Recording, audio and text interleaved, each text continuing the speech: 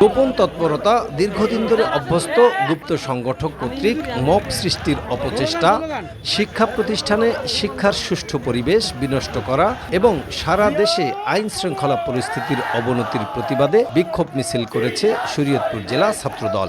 আজ বিকেলে শরীয়তপুর সদর উপজেলা চত্বরের সামনে থেকে বিক্ষোভ মিছিলটি বের হয়ে জেলার বিভিন্ন গুরুত্বপূর্ণ সড়ক প্রদক্ষিণ করে সদর উপজেলা চত্বর দুবাই প্লাজা মার্কেটের সামনে এসে শেষ করেন।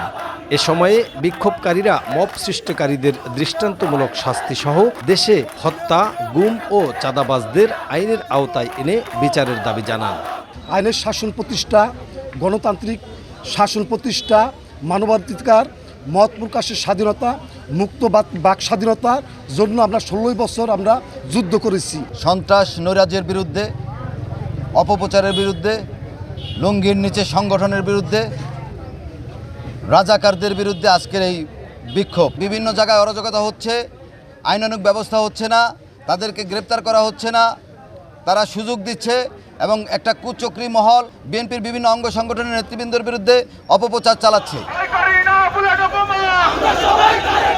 বিএনপির ভারপ্রাপ্ত চেয়ারম্যান তারেক রহমান ও বিএনপির বিরুদ্ধে যে ধরনের অপপ্রচার চালানো হচ্ছে তাদের দ্রুত আইনের আওতায় এনে বিচারের দাবি জানিয়েছেন শরীয়তপুর জেলা ছাত্রদল।